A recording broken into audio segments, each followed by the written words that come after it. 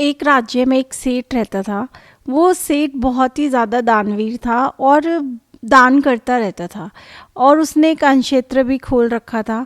उसकी दानवीरता की प्रशंसा अक्सर लोग किया करते थे और उसका उदाहरण दिया करते थे। सेठ का जो अन्न क्षेत्र था, उस अन्न क्षेत्र में अधिकतर जो सब्जी लास्ट में बच जाती थी सब्जी वालों के पास, वो सब्जियां खरीदी जाती थी, और पूरे वर्ष भर का जो अनाज गला सड़ा बच जाता था, वो अनाज लिया जाता था, उससे रोटियां बनाई जाती थी।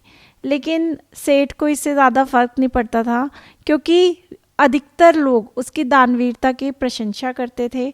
तो सेठ को लगता था जो चल रहा है वो सब सही है। सेठ के पुत्र का विवाह हुआ। सेठ के अत्यंत सुंदर सुशील पुत्रवधू आई।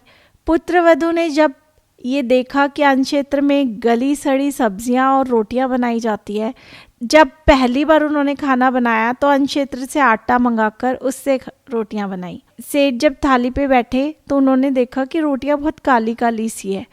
तो उन्होंने जैसे ही पहली ग्राही मुंह में डाली तो उन्हें वो बहुत ही गंदा सा लगा। तो उन्होंने कहा कि बेटी, ये अन्न तुमने कहाँ से मंगवाया, ये गेहूं कहाँ से मंगवाया जिसकी रोटियां बनाई हैं।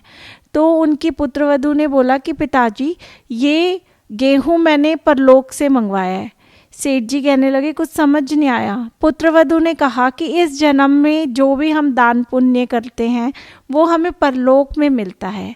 तो आप जो भी अन्न क्षेत्र में दान पुण्य कर रहे हैं तो वो आपको परलोक में उसका फल मिलेगा। तो मैंने ये आटा वहीं उसी अन्न क्षेत्र से मंगवाया है।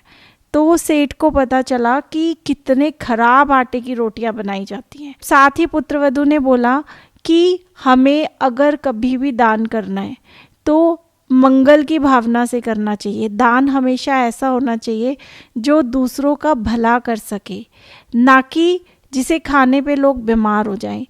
तो सेठ को अपनी गलती का एहसास हुआ। उसने अन्न क्षेत्र में सारा अन्न और सब्जियां बिल्कुल ताज़े रखवाए और फिर उन्हीं से अन्न क्षेत्र का कार्य चलने लगा। यही बात हमारे जीवन में भी लागू होती है।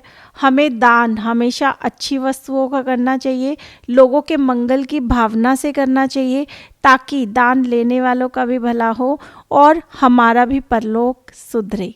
धन्यवाद। ऐसी ही और मोटिवेशनल स्टोरीज़ के लिए do like, share and subscribe our channel.